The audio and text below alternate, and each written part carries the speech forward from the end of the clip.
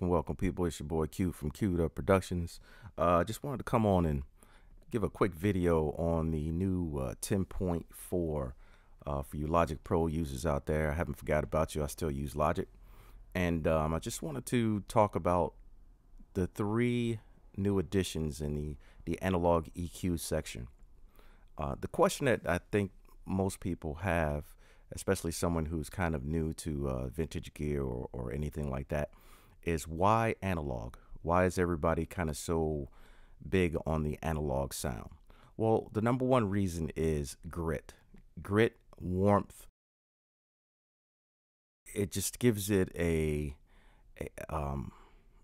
just gives it something, right? It gives a little bit of warmth, but not making it dull, if that makes any sense.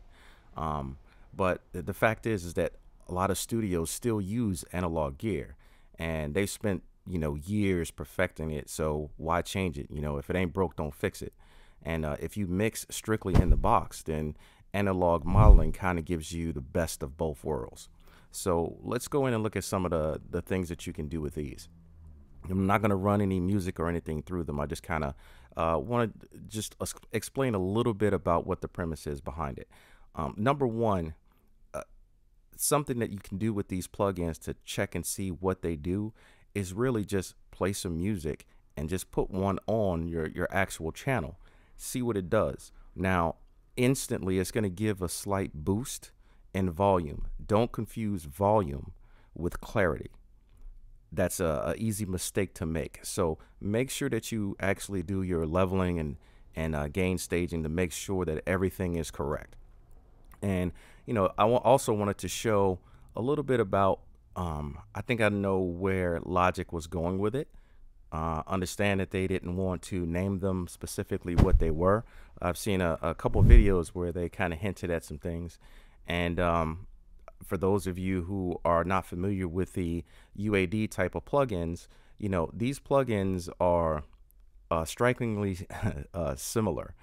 So do they get the same sound? I'm not exactly sure yet. I have not tested them, but this is the Neve Console EQ that they modeled this one from. I mean, that's kind of the one that looks the closest to it, and that may not be the exact one that they modeled, but I do like the fact that Apple went and they gave you a little bit of a different type of feel with it. Say for instance this EQ. And I do not own a lot of UAD plugins. There's very few that I have, but the ones that I do have, they make great products. So if we look at this one, I want you to pay attention to these actual selector switches. They don't really give you a lot of play in them. I mean, your choices are pretty limited. And that was, I think, the premise behind people want to stay with analog. You make your decision and you have to go with that decision. And it took a lot of the guesswork out of it and trying to tweak it and do some things. Now in 10.4, they give you the same option. You can still, let me make this a little bit bigger. You still have the option to use the selector switches and move things as you need to. You still have that option, but Logic went and they did something a little bit different. They still allow you to use more of a pan pot type of thing, rotary knob, so that you can kind of fine tune it.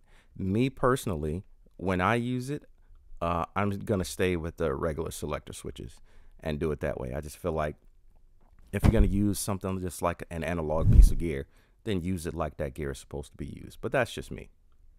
So I didn't want to make this video too long. Just wanted to kind of bring that up. And one other thing I did want to bring up is if you get into the analog modeling arena, you might say, some of the benefits are if you were to go and be blessed to go inside of a big studio or something like that, these guys still use this gear.